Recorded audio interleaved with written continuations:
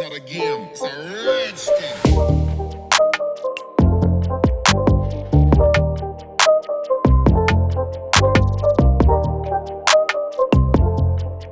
করলেই একটা আলাদা আবেগের মধ্যে হারিয়ে যেতে হয়, যেখানে সবুজ মাঠ, কৃষকের মাঠে ব্যস্ততা, নদী, গ্রামের মেলা, আতিথ্য পরায়ণ। আমি একজন বাঙালি, গর্বিত বাঙালি। আমি ভালোবাসি আমার মাটি, আমার শিকড়, আমার দেশকে। এই ভিডিওটা আমার এলাকার, ছোটবেলা থেকে যেখানে বড় হওয়া। আর এই সময়টা আমার সবচেয়ে প্রিয়, যখন ধান কাটা, পাড়ার ক্রিকেট, পুকুরে স্নান করা, পুকুরে মাছ ধরা, মামাবাড়ির মেলা, একদম জড়িয়ে আছে আমার ছোটবেলা। একেবারে আমি আমার ছোটবেলায় হারিয়ে যাই, যে মুহূর্তে আমি বড় হয়েছি।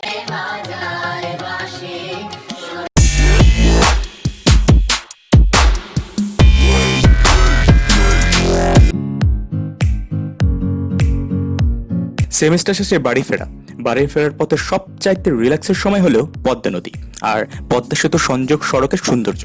পদ্মা নদীর মাঝে সতেজ বাতাস যেন বাড়ি ফেরার আনন্দ মনটাকে আরো বেশি ভালো করে দেয়। হ্যালো গাইস, কি অবস্থা? সবাই কেমন আছেন? আমি বাড়ি আসলাম গতকাল, আমাদের সেমিস্টার ব্রেক চলছে, তো এর জন্য বাড়ি আসছি। আজকে হচ্ছে কত তারিখ? 26। আচ্ছা, 26 তারিখ, রাইট। আজকে 26 তারিখ, গতকাল আমি বাড়ি আসছি। 25 তারিখ হচ্ছে বাড়ি আসছি। এটা হচ্ছে কি মাস? এপ্রিল। ও আচ্ছা, আমার সেভ করছে। তো এটা হচ্ছে এপ্রিল মাস, আমার সেমিস্টার ব্রেক চলছে, তো বাড়ি আসছি। ও, একটা সমস্যা আছে, সেটা হচ্ছে আমার চুলটা এলোমেলো আর ফেসটাও ঠিক না। এটা ফিল্টার এবং হচ্ছে চুলটা ঠিকঠাক করে আমি ব্যাক করছি।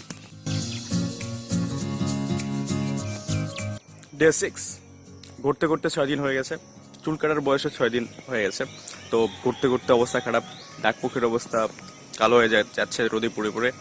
তো এই আর কি, অনেক দিন হয়ে গেল মাঝে। তো আজ আশা করি পুরো ব্লগটা সুন্দর করে এডিট করে সাজানো হবে।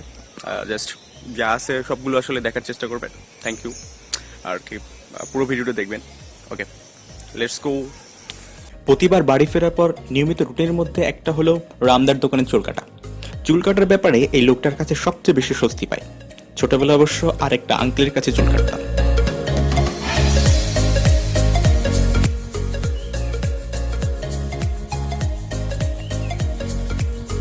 এই জায়গাটার সাথে ছোটবেলার অনেক স্মৃতি জড়িয়ে। তবে একদম যখন ছোট ছিলাম তখন এই বাগানের দিকে আসতে প্রচণ্ড এত সাহস হতো না আর কি আসার। এটা একটা পুরনো বাড়ি, বাড়ির মানুষজন হচ্ছে বাড়ির যে এত জায়গা জমি আছে সব বিক্রি করে তারা ইন্ডিয়া চলে গেছে। এখানে একটা অনেক পুরাতন সাপে দেখা যাচ্ছে। আসলে নিচে ছোটবেলার অনেক অনেক মেমোরি জড়িয়ে। এখানে অনেক খেলাধুলো করেছি, অনেক আড্ডা মেরেছি এই পুকুর পাড়ে।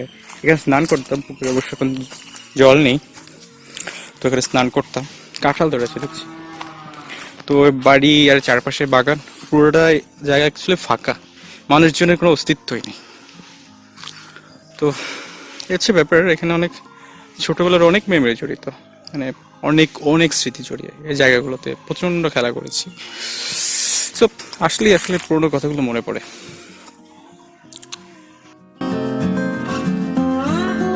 গ্রাম ছাড়া ওই রাঙা মাটির পা।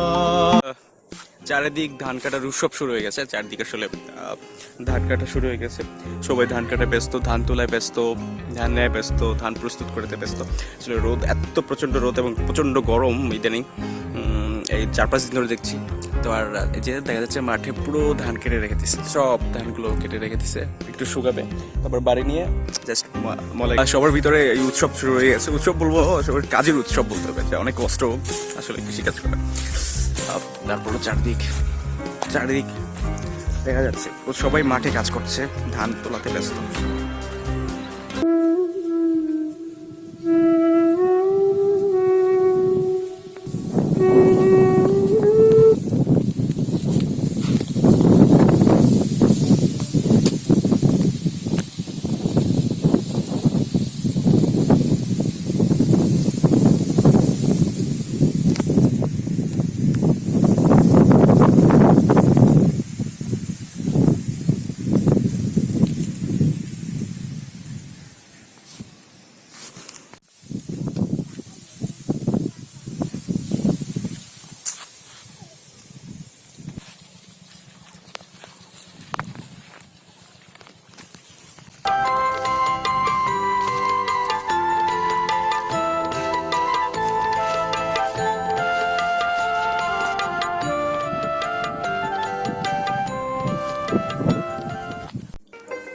সোনার ধান, সোনালী এই পাকা ধান একজন কৃষক, একজন গৃহস্থের জন্য ভালোবাসা।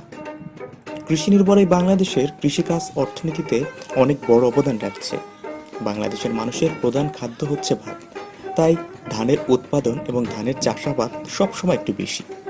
যেদিকে তাকানো যায় চোখে শুধু ধান ক্ষেত চোখে পড়বে, সোনালী ধান ক্ষেত। এই ধান হলো বড় মৌসুমের ধান। অক্টোবর থেকে নভেম্বর মাসে লাগানো হয় এবং এপ্রিল জুন মাসে কাটা হয়, অর্থাৎ বৈশাখ থেকে জ্যৈষ্ঠ মাসে এই ধান কাটা হয়। গৃহস্থ বা কৃষকের বাড়ি ধান আসার আনন্দ একমাত্র তারাই জানে এটা কতটা মধুর। ছোটবেলা যখন বাড়িতে ধান কাটার জন্য কৃষাণ আসতো, সব ঘরে ঘরে যেন আনন্দ শুরু হয়ে যেত, এক উৎসব শুরু হয়ে যেত। আর এই আনন্দ আরো বেড়ে যেত যখন আমাদের ঘরে ধান কাটবে। যেদিন আমাদের ঘরে ধান কাটতো, ঘরে তখন এক বিশাল আয়োজন, বাড়ি সুন্দর করা, সবকিছু পরিষ্কার করা, কৃষাণ কখন কি খাবে, কখন ধান কাটবে, কখন বাড়িতে ধান আনবে, এ এক আনন্দের ব্যস্ততা।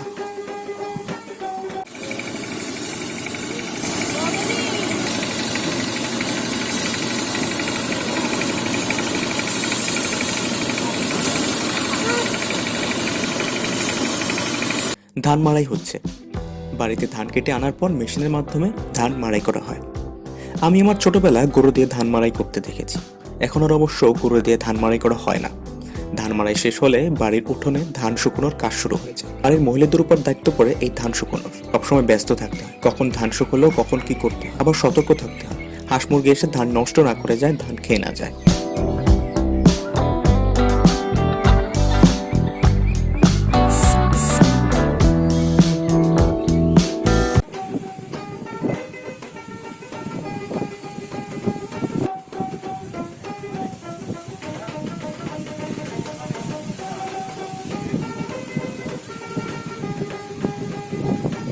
দৃশ্যটা সত্যি দেখার মতো।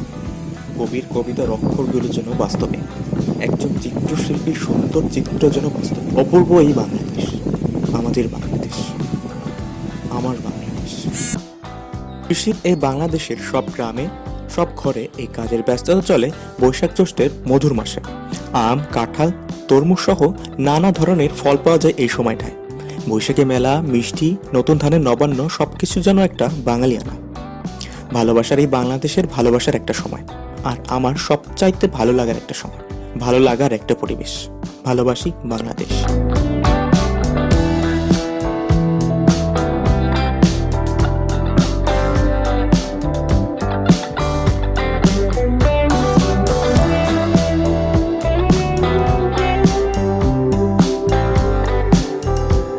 গ্রাম ছাড়া ওই রাঙা মাটির পা।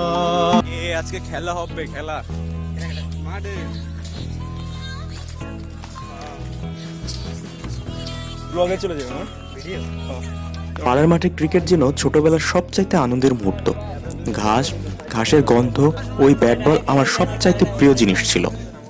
স্বপ্ন দেখতাম মস্ত বড় একটা ক্রিকেটার হব, বল করব, ব্যাট করব, সবাই দেখবে, চারিদিকে নাম ডাক হবে। ওই স্বপ্নই থেকে গেল ছোটবেলার জন্য, কারণ পড়াশোনার চাপে ওই স্বপ্ন আর বাস্তবে রূপ নেয়নি। ছোটবেলার স্বপ্ন ছোটবেলাতেই থেকে গেল। তবে খুব ভালোবেসে ক্রিকেট খেলতাম, ভালোবাসতাম ওই ব্যাট বলকে, খুব আনন্দ পেতাম ক্রিকেট খেলতে। খেলার সময়টা আমার জন্য সব সময় খুবই প্রাণবন্ত ছিল। ভালোবাসতাম ওই পাড়ার মাঠে ক্রিকেট। অনেকদিন পর সুযোগ হলো ওই ক্রিকেটটা খেলার।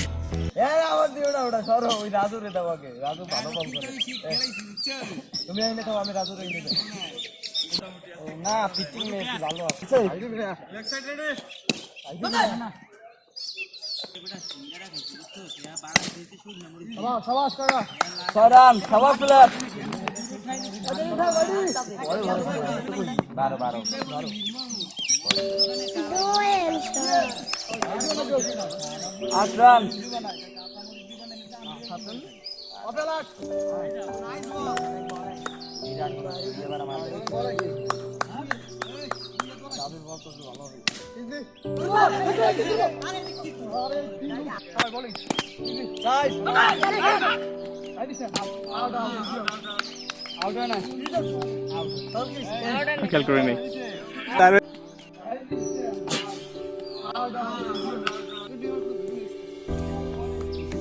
এবার আমার ব্যাটিং এর পালা। ব্যাট হাতে নিলে মনে হয় আমি সচিন টেন্ডুলকার। আমার ছোটবেলার সবচাইতে প্রিয় খেলোয়াড় ছিলেন তিনি, এবং প্রিয় খেলার এটাই ছিল সারাদিন যখন বড় কোনো টুর্নামেন্ট হতো সারাদিন চোখ পড়ে থাকতো ওই টিভির পর্দায়। দেখতাম ক্রিকেট খেলা সারাদিন বসে, কোনো নাওয়া খাওয়া নেই, সারাদিন ওই ক্রিকেট খেলা আর ক্রিকেট নিয়ে পড়ে থাকা।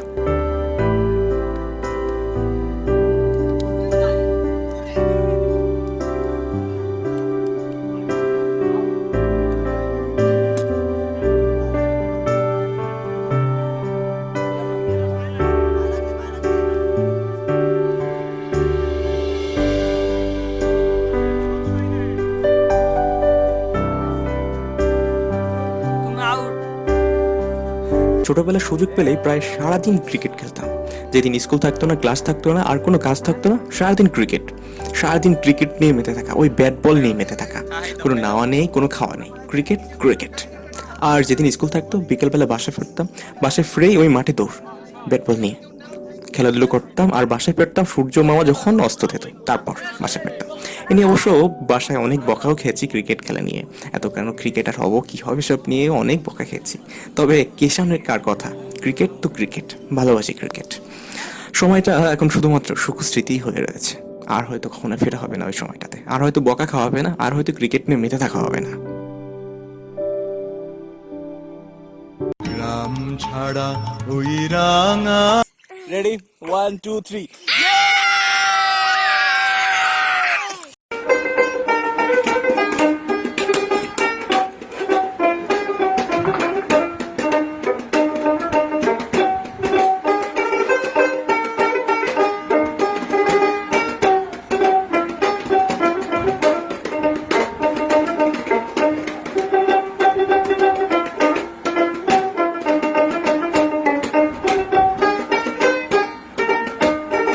নদীমাতৃক বাংলাদেশ। নদী যেন সারা দেশে ছড়িয়ে আছে, যেমনটা মানব শরীরে শিরা ধমনী রক্ত পরিবহন করে মানব শরীরকে সচল রাখে, ঠিক তেমন করেই নদী সারা বাংলাদেশে সকল জায়গা। তাই নদীকে ঘিরে এই বাংলাদেশের অনেক মানুষের জীবিকা। আজ পুকুরে স্নান করব, অনেকদিন পর। পুকুরে স্নান করার আলাদা শান্তি, তা যদি গ্রীষ্মকালে থাকে।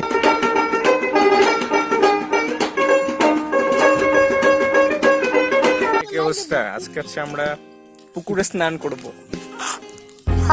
ইয়ে কি মজা! আসো আসো, ঠিক আছে, আসো তুমি, আসো ভিডিওতে ওঠো। এই হচ্ছে আমার বন্ধুগণ, আমার বন্ধুগণ এগুলা। এই পুকুরে স্নান করবো আজকে আমরা। চলো চলো চলো স্নান করতে যাই এবার।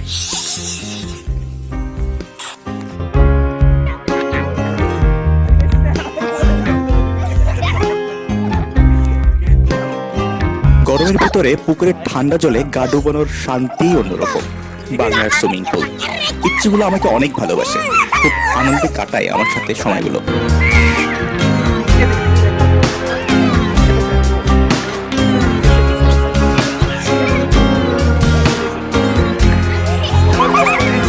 এটাই দুরন্তপাড়া, এটাই শৈশব। গ্রামে বেড়ে ওঠা শৈশবগুলো অনেক আনন্দের। পুকুরে স্নান করা, দিনভর খেলাধুলা, মাছ ধরা, খোলা আকাশ আর অনেক সবুজ।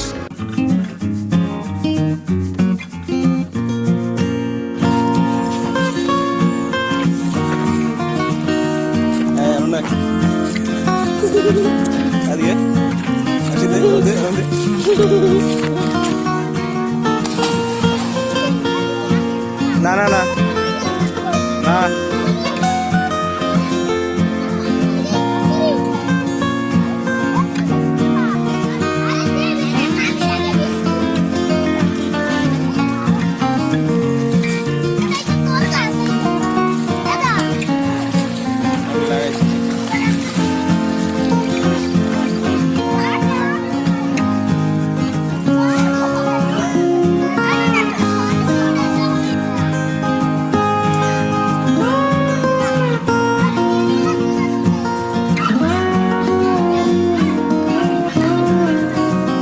বাড়ির পাশে ছোট্ট একটা পুকুর, কচুরিপানা পরিষ্কার করে মাছ ধরবো আজ। সবাই মিলে মাছ ধরাটা একটা উৎসবের মতো। অনেক সময় ধরে পুকুর পরিষ্কার করলাম, ছোটবেলার কথা মনে পড়লো।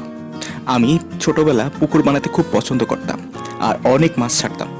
ছোট পুকুর বানাতাম একা একা, আর অনেক মাছ ছাড়তাম। তাতে সেই মাছগুলো কি করে খেলাধুলো করে সেগুলো দেখতাম চুপ করে, যেন ওরা ডিস্টার্ব না পায়। খুব ভালো লাগতো। আবার বাড়িতে ছোট ছোট পাত্র ছিল, তাতে মাছ রেখে দিতাম, আবার খাবার দিতাম তাদের, আর দেখতাম ওরা কীভাবে খেলাধুলা করছে, কীভাবে ঘুরছে, ভালো লাগতো। আর একটা ব্যাপার আছে, আমরা বাঙালিরা হচ্ছে মাছাভাতি বাঙালি, তাই মাছ ছাড়া একদম চলে না, তো প্রতিবেলা খাওয়ার সাথে মাছ থাকবেই।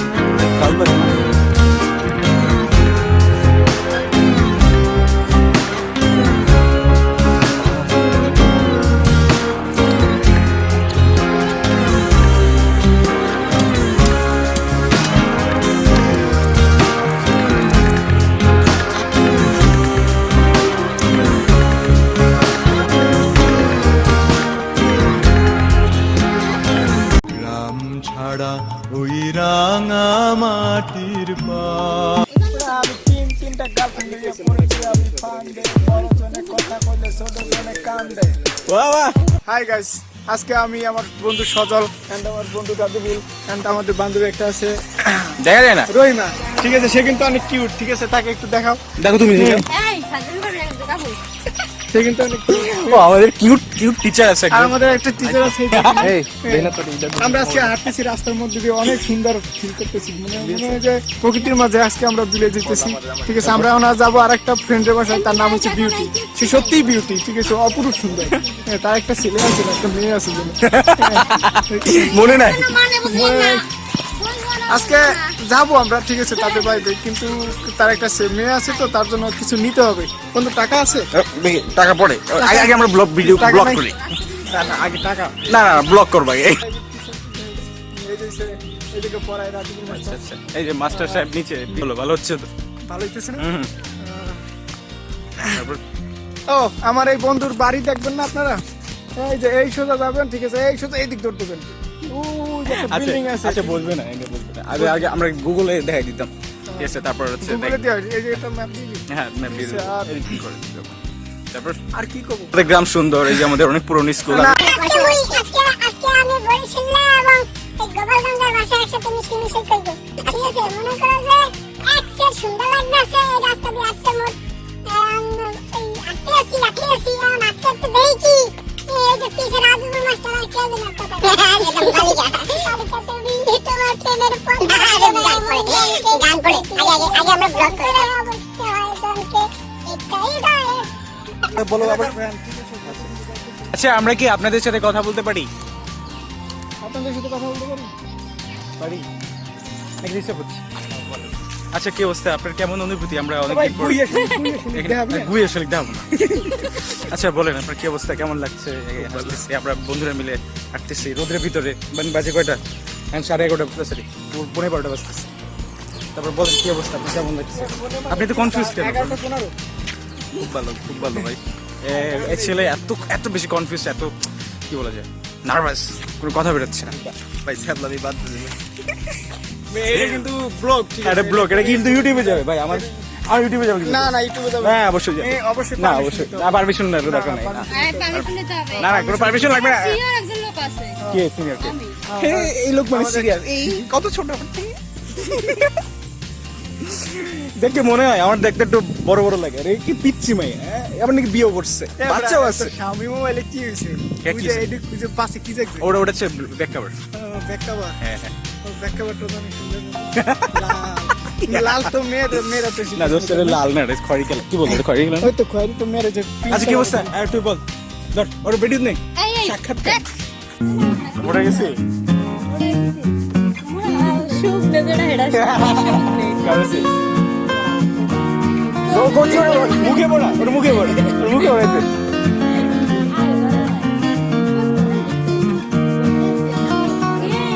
অনেকদিন পর দেখালে যায় স্কুল ফ্রেন্ড, ঝগড়া শুরু করে দিছে। এর অবস্থা সারা জীবন এইটাই এরকম আনাচে কানাচে বয়ে মায়ের বাড়ির পিছনে বয়ে থাকে। এই যে এই লোকটা একটু ভালো করে দেখাই। নারকেল আর সেমিস্টার পিক।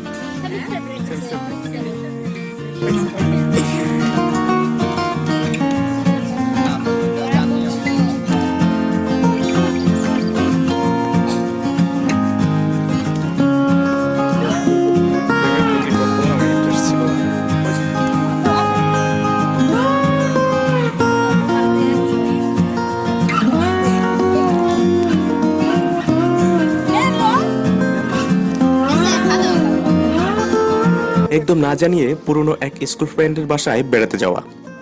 ওর জন্য ব্যাপারটা সত্যি অনেক সারপ্রাইজ ছিল, কারণ হচ্ছে হঠাৎ করে না জানিয়ে কারো বাড়িতে এভাবে চলে যাওয়াটা অনেক বড় সারপ্রাইজ। তা আবার অনেকদিন পর এত স্কুল ফ্রেন্ড ওর বাড়িতে বেড়াতে যাওয়া বা কাউকে সারপ্রাইজ দেওয়া।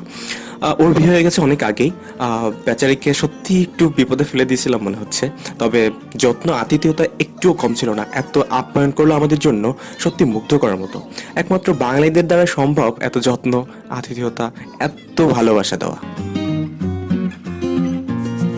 সকাল খাওয়া দাওয়া শেষ করে দিছি। এই আমাদের অনেক পুরাতন বন্ধু। এই লোকটা এর মতো কে কে কার মতো? আচ্ছা আমরা এখন আম্মা খা খাবো, ঠিক আছে? খুব টেস্ট কিন্তু এগুলো, কি বলো কাবুল? খুব খুব বলো। হ্যাঁ জম্মের মতন টেস্ট। এই যে দুজনে তো আমি খাবো না। নে এই একবার নে আরেকবার নে বন্ধু, একবার একটু নে একবার খা। কেমন আছে? সময় মিলে খাবো না। গরমের দিন হচ্ছে, গরমের দিনে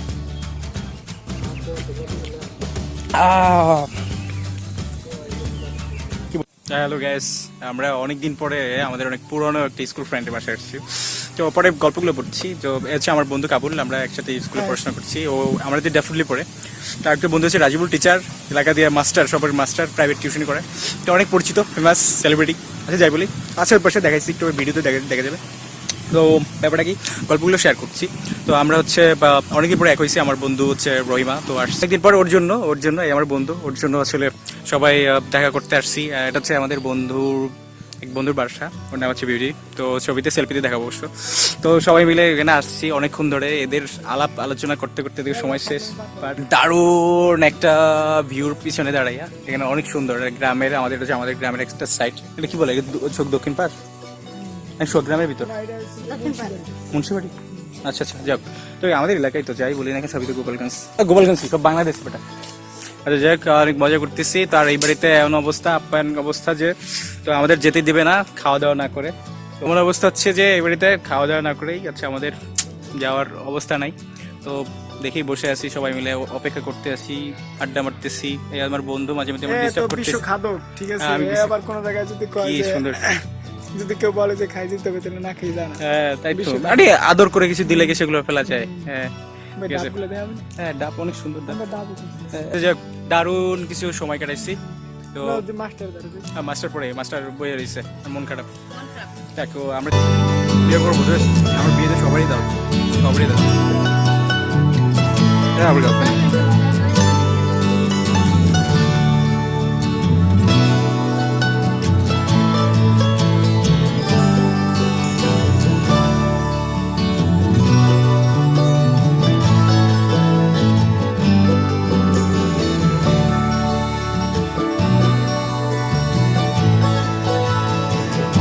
গ্রাম ছাড়া ওই রাঙা মাটির পা।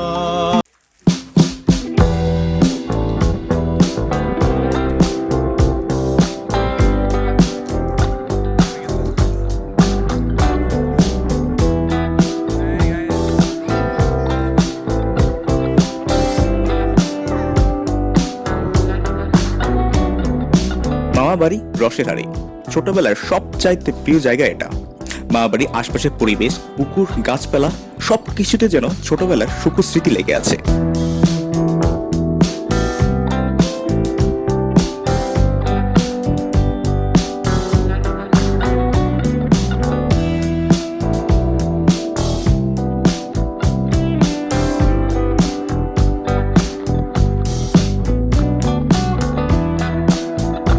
শীতলা পুজো উপলক্ষে প্রতি বছর পিঞ্জুরে গ্রামে মেলা বসে। ছোটবেলা প্রতি বছর আসা হলেও একটু বড় হলাম, পড়াশোনার ব্যস্ততার কারণে আর আসার সুযোগ হলো না। আজ আমরা ওই মেলায় যাব, ঘুরবো আর অনেক কেনাকাটা করবো।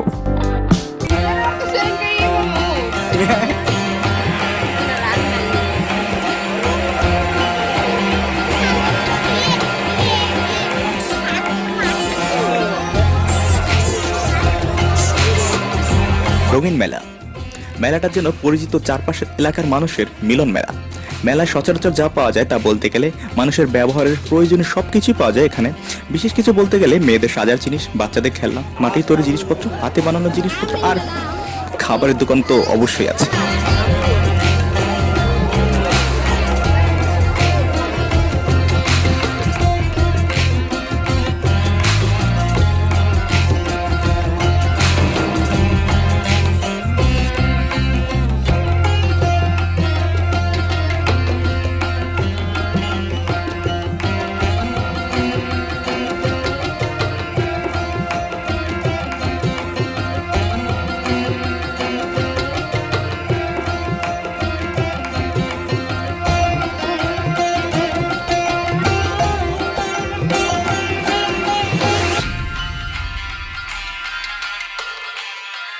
মাটির তৈরি জিনিসপত্র, খেলনা, যাকে আমরা মৃৎশিল্প বলে থাকি, আর এগুলো তৈরি করে মাটির সব মানুষগুলো, কুমার।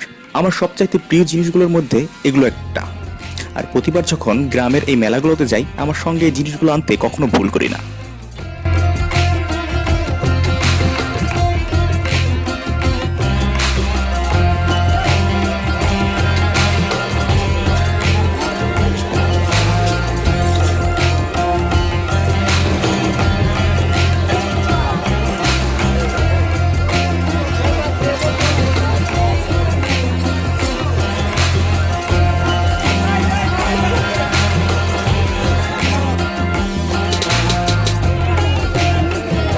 নবযুগ পত্রিকা। নতুন বছরের শুরুতে প্রতিটা ঘরে একটা পঞ্জিকা খুবই দরকারি একটা জিনিস, কারণ একটা পঞ্জিকায় সারা বছরে কখন কি একাদশী, দ্বাদশী, অমাবস্যা, কখন কোন তিথি, কখন কেমন আবহাওয়া থাকতে পারে, সবকিছুর একটা প্যাকেজ বা ধারণা দেওয়া থাকে, যার ফলে প্রতি বছর বাঙালি পরিবারগুলো এই পঞ্জিকা দেখে তাদের সব কিছু নির্ধারণ করতে পারে। এগুলো খুবই দরকারি একটা বাঙালি হিন্দু পরিবারের জন্য। এছাড়াও এখানে অনেক ধর্মীয় জিনিসপত্র কিনতে পাওয়া যায়, আর খাবারের দোকানগুলো খাবার নিয়ে বসে আছে। হরেক রকমের মিষ্টির দোকানে এখানে বেশি দেখতে পাওয়া যায়। এই সময় আত্মীয় স্বজনের বাড়িতে যাওয়া হয় বেশি, আর তাই মিষ্টির চাহিদাটাও একটু বেশি, তাই মিষ্টিটা বেশি কেনা হয়। তাই মিষ্টির চাহিদা বেশি থাকার কারণে অনেক মিষ্টির দোকান এখানে দেখতে পাওয়া যায়। কেউ কেউ এখানে মিষ্টি তৈরি করছেন, আবার সাথে সাথে বিক্রিও করছেন। এছাড়াও হরেক রকমের ঝাল এবং ঝাল জাতীয় খাবারের চাহিদাও কম নয়, তাই এইসব দোকানও দেখতে পাওয়া যায় এই গ্রামের বৈশাখী মেলাতে।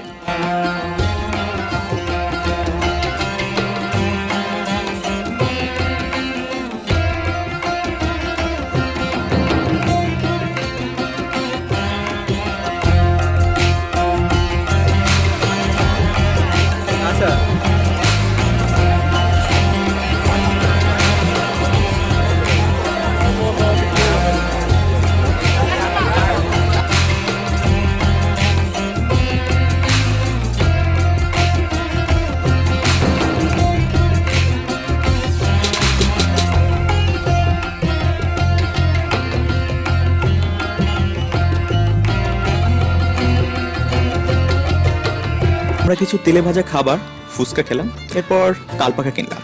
তাল গাছের পাতা দিয়ে তৈরি হয়, এটা গরমের জন্য খুবই দরকারি একটা জিনিস, যেটা হচ্ছে গ্রামে তো অনেক বেশি লোডশেডিং হয়, তার ফলে এই তালপাখাটা খুবই দরকার এখানে মানুষের জন্য। এগুলো কিছু কিনলাম, এরপরে অন্য কিছু কেনাকাটা করলাম, এবং কেনাকাটার পরে বাসায় ফেললাম। বৈশাখী গ্রামের মেলা উৎসবের মতোই হয়, আর খুবই দারুণ একটা দিন কাটালাম মামাবাড়ি, বৈশাখী মেলা আর এই দারুণ সময়গুলো নিয়ে।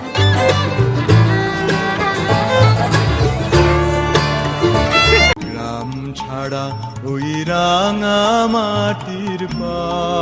হ্যালো, এ হচ্ছে আমার দিদিমা। আমার দিদিমা কিসের কাজ করতেছে? দিদিমা, ও দিদিমা, এটা কি কাজ করতেছেন? এই যে হ্যাঁ রাইট, এটা কুটির শিল্প। আমি শব্দটা বের করতে পারছিলাম না, আর দিদিমাই সুন্দর করে আমার শব্দটা বের করে দিচ্ছে। এটা হচ্ছে পাটের উপর সুন্দর করে মানে রঙিন রঙিন সুতো দিয়ে কাজ করতেছে। একটা কাজ করতে কত সময় লাগে? দিদিমা, হ্যাঁ একটা সেলাই করতে কত সময় লাগে? এই পুরোটা হ্যাঁ, 1 মাস লাগে।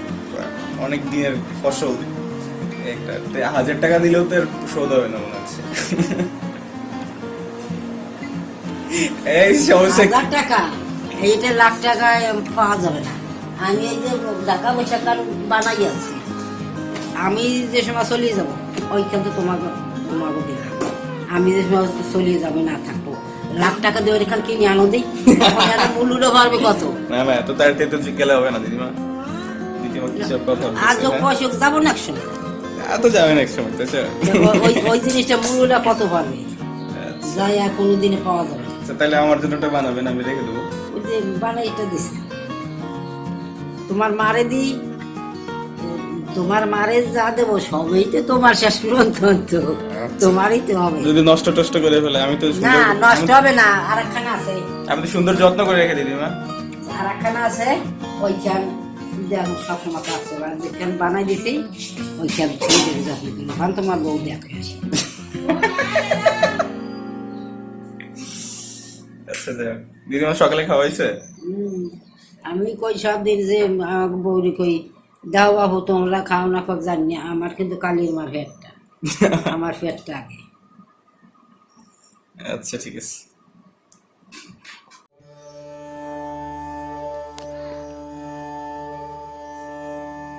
দেখো ওরা হলো 100 ভাই, কেডা? দুর্যোধন, হুম। দ্বিতীয়টা ছেলে দুর্যোধন, ওরা হলো 100 ভাই, আর পঞ্চপাণ্ডব 5 ভাই, ওরা হলো 5 জন, আর হলো 100, কত শক্তিশালী ওরা। তারপর সাথে আছে শকুনি ওর মামা, দিদিমা গল্প বলছে। সৈন্য আনলো কৃষ্ণ, মোট ওরা হলো 11 অক্ষয়ণী সৈন্য, আর ওরা হলো মোটে 7 অক্ষয়ণী সৈন্য। বললো যে ওরা তো এসে যাইয়া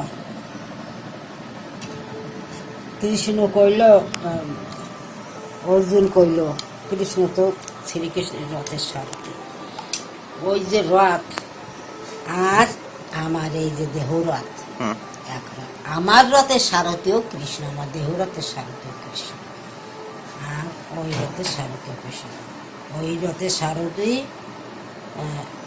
কৃষ্ণ, ওই জন্যই আমার দেহ রথের সাথে একই তো রথ, একই ওই রথ, আর আমি দেহ রথ একই রথ, আর রথ চালায় কেরা? কৃষ্ণ চালায়। তাহলে কইল অর্জুন কৃষ্ণরে, যাও তুমি এই 2 দলে তো মুখোমুখি দাঁড়াইছে সৈন্য, যুদ্ধ হবে এখন, যুদ্ধ আরম্ভ হবে, 2 হয়ে দাঁড়াইছে।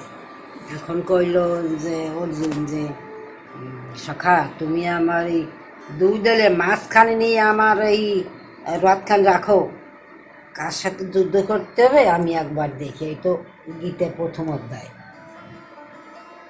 এসে উনি নিয়ে মাঝখানে রাখলো, দেখলো যে কার সাথে যুদ্ধ করতে হবে, দেখলো আগো কত সৈন্য আর আমাগো মোটে অল্প সৈন্য, ওর সাথে যুদ্ধ করে কি আমরা পারবো নাকি? আরো যুদ্ধ করতে কারোর সাথে, সব আত্মীয়র খাই করি, আত্মীয় তো যুদ্ধে নামলেই তো 2 দল তো জিতবে না, এক দল না এক দল ঠকবে, আবার মারামারি হবে যুদ্ধ যদি করি তার সাথে, তাই আমার আত্মীয় খাওয়া হবে, সবাই নিজ মানুষ, তার মধ্যে পড়ার কেউ নেই, ওরা তো নিজের ভাই, আবার কাকাতো ভাই, আবার আত্মীয় কুটুম্ব যারা আছে, তাই এগোর সাথে যুদ্ধ করি কি আমার সুখ হবে? সুখ হবে না। এখন এগো যদি মারি, আমি যদি পৃথিবীও পাই তাতে আমার কোনো সুখ নাই। আমি রাজ্য করবো কাগজ লইয়া, আমি আত্মীয় যদি না থাকে কাগজ লইয়া আমি সুখ করবো, সিংহাসনে বসবো, রাজা কাগজ লইয়া। সৎ নীতির এইরকম, সতের বিন্যাস নাই, আর অসতের অস্তিত্বই নাই। অসৎ স্থায়ী হয় না, আর সৎ চিরস্থায়ী, সৎ মরে না। বুঝছো স্বর্ণা?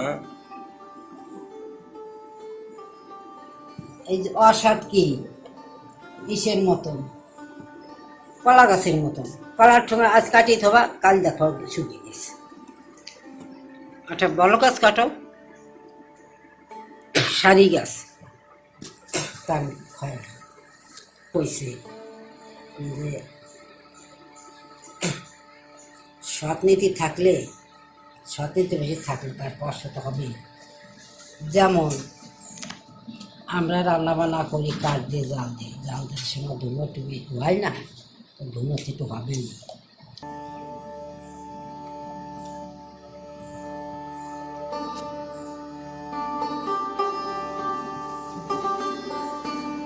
গ্রাম ছাড়া ওই রাঙা মাটির পা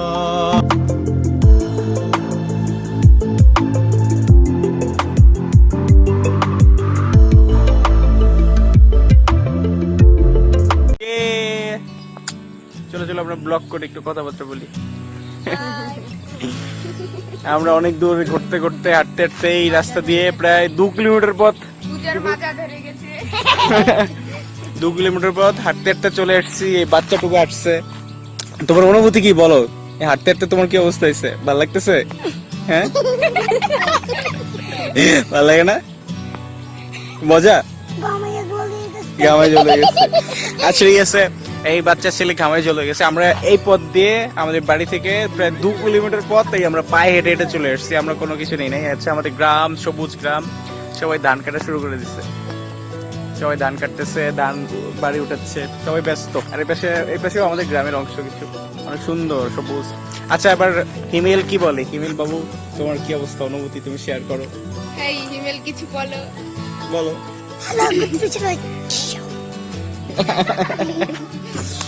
আচ্ছা পূজা বলো, তোমার কি অবস্থা? আমার মাজা ধরে গেছে। এই আমার বোন স্বর্ণা, তুমি কি বলো? আমার খুব ভালো লাগছে আর অনেক কষ্ট হয়েছে।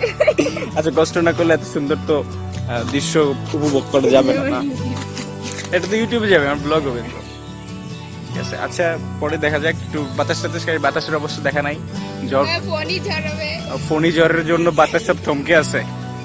তো কখন বাতাস আসছে জানি না। অনেকবার কল করা হয়েছে, বাতাসের কোনো খবর নাই। আচ্ছা যাক, অন্নবাবু তোমার কি বেশি কষ্ট হয়েছে?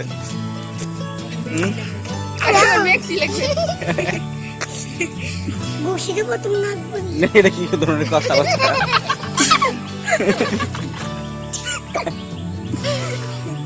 আচ্ছা আচ্ছা, এই যে বট গাছের পাতা দিয়ে হচ্ছে বাতাস নিচ্ছি।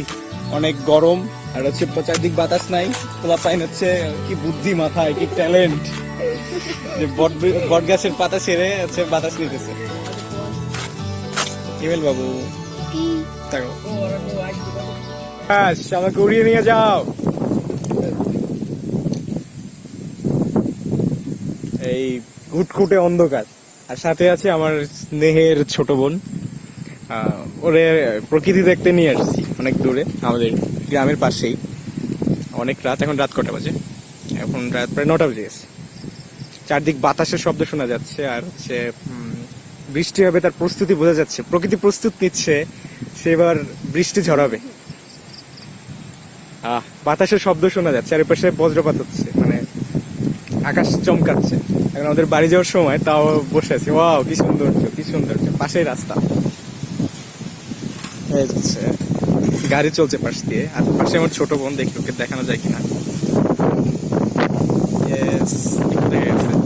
আর আমি আছি পাশে। আচ্ছা চলো চলো এবার বাড়ি যাওয়া যায়, অনেক বাতাস। A few moments later. অবশেষে বৃষ্টি নামলো এবং বৃষ্টির ধাও খেয়ে 2 ভাই বোনের দৌড়।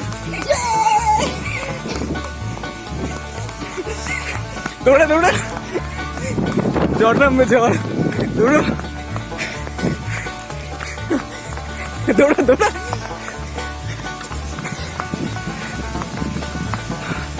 চারিদিকে ধুলাবালি।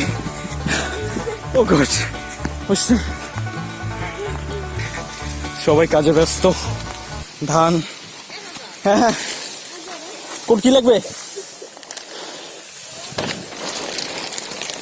ধরেন এক সাইড ধরেন, দেখি না। হ্যাঁ হ্যাঁ ধরেন। বাবু তো ওঠেন।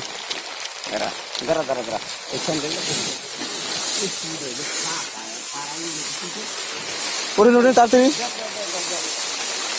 ওঠেন। পড়ে গেছে নাকি? ওঠেন।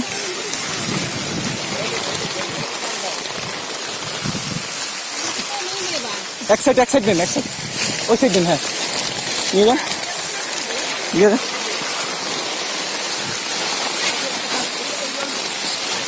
বেশি দেন, বেশি দেন, টান দেন, বেশি আমি টান দিচ্ছি। ঠিক আছে, ঠিক আছে, বেচবে না, বেচবে না। বাড়ি এসে গেছি। অন্যের কাজ করতে গিয়ে দেরি হলো। তোমার অনুভূতি কেমন বলো, শেয়ার করো। ফ্যান্টাস্টিক। আচ্ছা, বৃষ্টি নামছে মাঝরাত, বাবা। বিদ্যুৎ নেই।